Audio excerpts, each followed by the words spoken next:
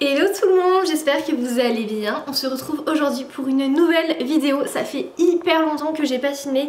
Franchement, je crois que j'ai pas filmé chez moi, hein, je veux dire, depuis honnêtement 2 semaines. En ce moment, j'ai un peu de mal à vous tourner des vidéos. Non pas que je ne suis pas motivée ou j'ai pas le temps ou quoi, c'est juste que je suis assez stressée, j'attends des résultats etc. Donc bon, je sais pas quand est-ce que cette vidéo sortira, j'espère le plus rapidement possible. Mais c'est vrai qu'en ce moment je suis pas dans le meilleur mood pour filmer. Enfin bref, il y a beaucoup de choses qui se mettent en place et parfois c'est un peu compliqué de tout gérer. Enfin bref. En tout cas je suis hyper contente de vous retrouver. J'ai un truc à vous annoncer. Attendez, je vous pose et je vous annonce un truc de ouf. Vous êtes pas prêts, franchement vous êtes pas prêts, c'est un truc de ouf. Pause contre une plante, voilà. En gros les gars, j'ai un truc à vous annoncer de ouf. Je crois que vous êtes pas prêts. Je pars dans 2 semaines et demie seule au Japon pendant 3 semaines. Je suis malade mentale, non? Est-ce que je suis folle ou pas? En gros je vous explique. Déjà ça fait 2-3 ans que j'ai envie d'aller au Japon. C'est un pays qui m'attire énormément. Enfin vraiment pour moi c'est le voyage de mes rêves. Et bah je trouvais pas le temps d'y aller. Il y avait jamais les bonnes personnes pour venir avec moi. J'étais en couple, la personne avec qui j'étais était hyper fermée à ce voyage. Enfin bref c'était assez compliqué, mais maintenant que je suis célibataire et j'avais aussi beaucoup de jours à poser de congés et j'avais du temps aussi. Et je me suis dit, et l'argent, enfin parce que c'est quand même un voyage qui coûte très cher. Et en fait j'avais le temps, l'argent et la possibilité d'aller au Japon. Et je me suis dit, ok Mathilde vas-y go. J'avais envie de faire un gros voyage. En fait maintenant depuis 3 ans j'essaye de faire un gros voyage par an. Par exemple en 2022 j'étais allée au Mexique.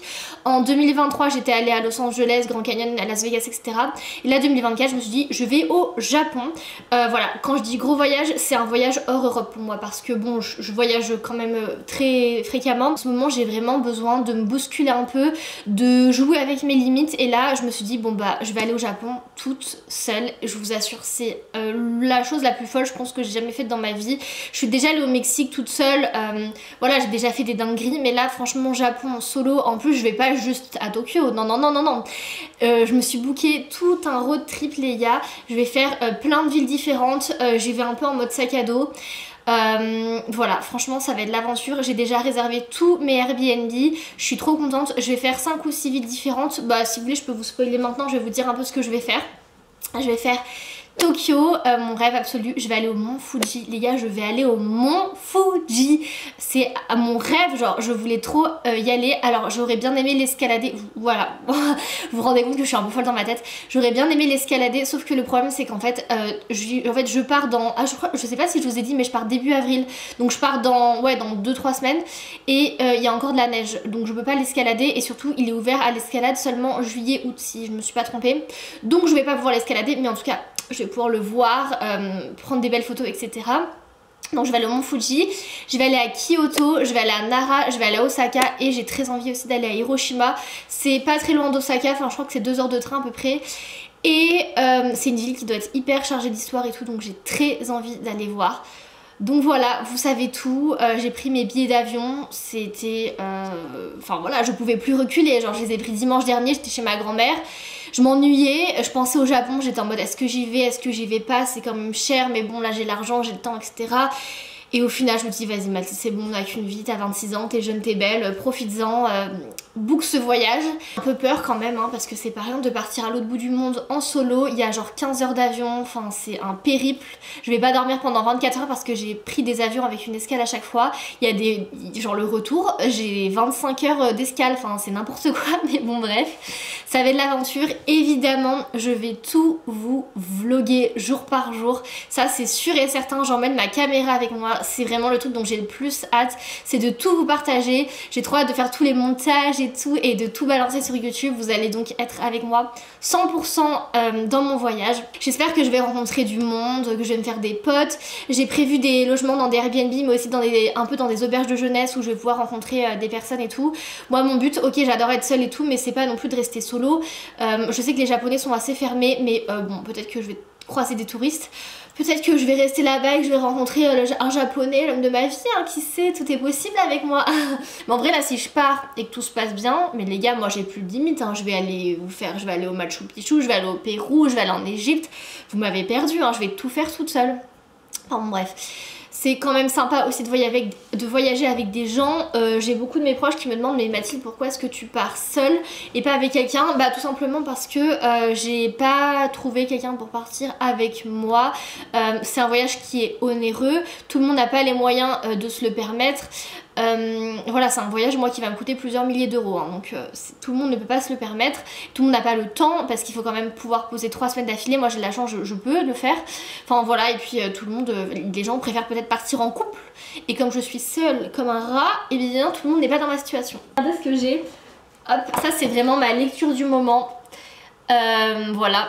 Le guide du voyageur au Japon, je suis en train de lire ce livre avec plein de conseils à l'intérieur et tout. Enfin bref, je vais continuer ma petite journée. J'aimerais bien aller chez Zara pour me trouver un pantalon.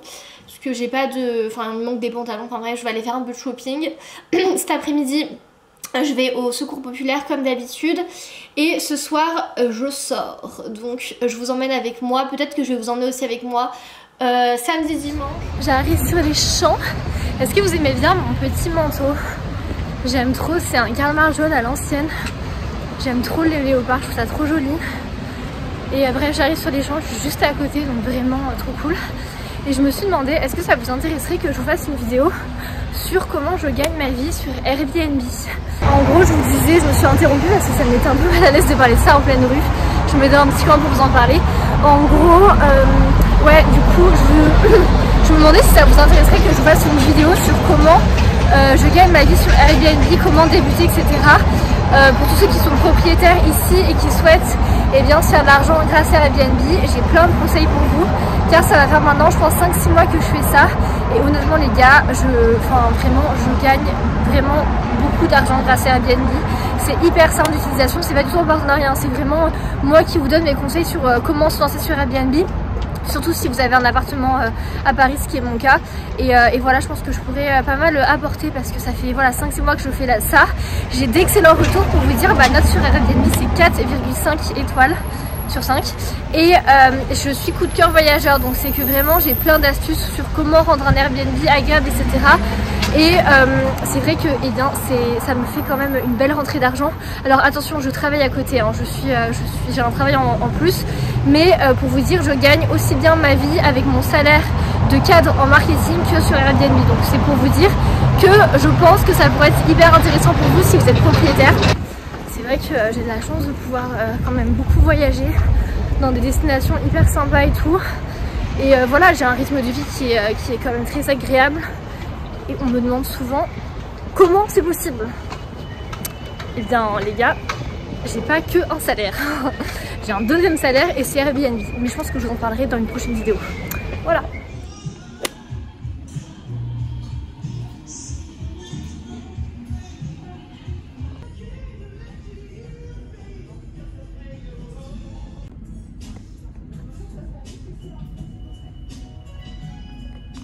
Je vous fais un petit retour de course. Je suis allée me balader un peu du côté des champs et j'ai fait quelques achats. Tout d'abord je suis allée au Carrefour, n'importe quoi, je suis allée au Monoprix des Champs. J'ai acheté pas mal de trucs dont ces madeleines. Alors si vous suivez mes vidéos vous savez que j'adore les madeleines de la maison Colibri. Oula. Et ils en ont fait au caramel. Mais est-ce que vous saviez qu'il y avait ce parfum là? Enfin pour moi je ne le savais pas, donc je l'ai pris avec une coque chocolat au lait. Je pense que ça va être délicieux. J'ai pris de la mimolette comme ça parce que j'ai envie de commencer à me faire des petits déjeuners salés. Donc voilà, pourquoi pas. Ensuite j'ai pris ces pâtes là qui me donnaient mais vraiment trop envie, donc j'ai pris celle-ci. Et ensuite j'ai pris ce beurre de cacahuète bio que je prends régulièrement. Et ensuite je suis allée chez Zara, je vous ai montré un peu les essayages et finalement j'ai craqué pour ce pantalon. Il est vraiment trop beau, c'est un espèce de beige et en fait bon j'achète vraiment jamais de fast fashion chez Zara ou quoi. Mais j'avais envie d'un pantalon hyper confortable pour voyager, pour mon voyage au Japon. Car je vais quand même rester quasiment je sais pas 24 heures dans des avions et tout. Donc j'avais envie d'un pantalon hyper confortable. Et là je sais pas si on se rend compte de la matière, mais c'est une matière qui est toute douce, hyper agréable. Il est assez large, je l'ai pris vraiment, il est un peu trop grand, j'ai pris une taille M, bon le S m'allait mais bon j'avais envie d'être vraiment confortable. Donc voilà, ça me fera ma tenue pour l'avion. Voilà mes petites courses. J'en profite d'être dans ma salle de bain, je voulais vous montrer un peu les parfums que j'utilise en ce moment. Bon en fait en vérité je n'en utilise que 2 au quotidien depuis maintenant des années. Mon préféré c'est celui-ci, c'est le Roger Gallet feuille de figuier. J'adore l'odeur de la figue. C'était ma marraine qui me l'avait offert et il y a 3 ans à peu près et vous voyez j'utilise que lui depuis 3 ans. Et il a quand même, enfin je l'ai presque terminé mais vraiment j'adore l'odeur de la figue. Et le deuxième parfum que j'utilise, enfin que je n'ai pas encore utilisé mais qui sera mon prochain parfum, c'est celui-ci.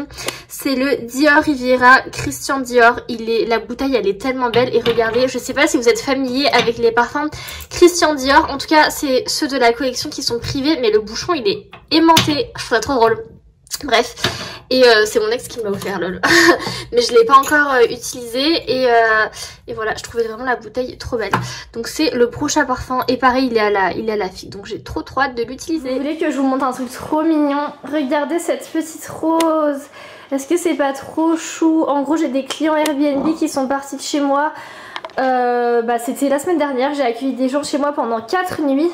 Et bien quand je suis rentrée le matin pour récupérer l'appartement, ils m'ont laissé une petite rose. Vraiment j'adore ce genre d'attention, c'est trop mignon.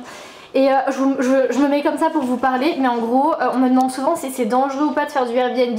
Franchement moi je l'ai déjà fait une dizaine de fois, j'ai déjà accueilli une dizaine de gens chez moi et je n'ai jamais eu aucun problème. Au contraire, on m'a jamais rien volé, on m'a jamais rien abîmé quoi que ce soit. J'ai toujours eu des bons clients en fait. Après je les choisis hein.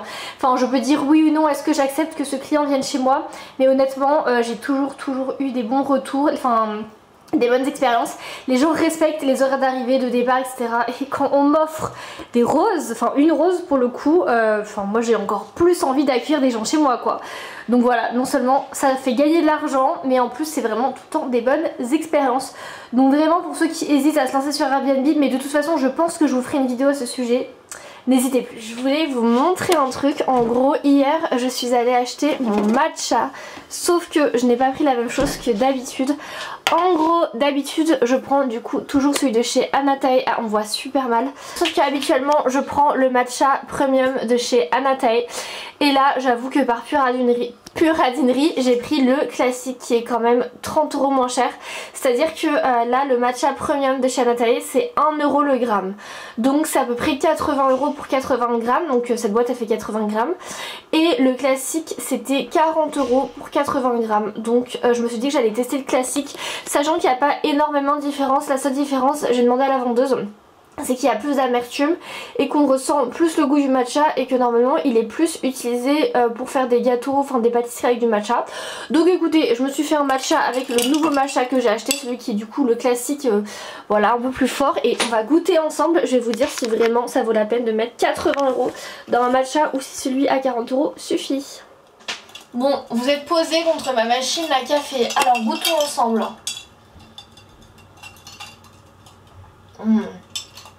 J'ai l'impression qu'il n'y a pas de différence.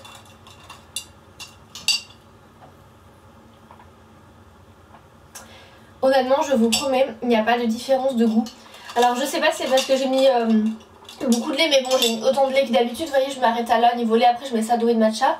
Honnêtement, je vous assure que je ne sens pas plus d'amertume dans le matcha classique que dans le matcha premium. C'est tout aussi bon. Parfois j'ajoute un peu d'arôme de vanille, là je vais pas le faire. Écoutez, c'est validé. Je pense que je n'achèterai plus que celui à 40 € et celui à 80 € on oublie. Mais d'ailleurs, ce que je vous disais dans le début du vlog, c'est que dans 2 semaines maintenant, je pars au Japon. Et là-bas, c'est le pays du matcha. J'ai tellement hâte. J'ai regardé plein de vidéos, il y a plein de gens qui goûtent plein de trucs au matcha, des glaces et tout. Et apparemment, c'est là-bas qu'on trouve aussi les meilleurs matchas du monde, donc je pense que j'en ramènerai. Sachant que là le matcha de chez Anatae il vient du Japon, enfin il vient de Kyoto, donc voilà. Mais j'ai trop hâte de goûter le matcha et tout, évidemment. Je vous montrerai tout en vlog. Bref, on continue la journée. Et hier j'ai fait cette tarte, c'est vraiment ma tarte signature. C'est délicieux et c'est super rapide à faire. En gros c'est une pâte feuilletée avec dessus des aubergines cuites, de la tapenade et de la feta et un peu de miel. Je vous assure que c'est délicieux, hyper rapide à faire et plutôt équilibré.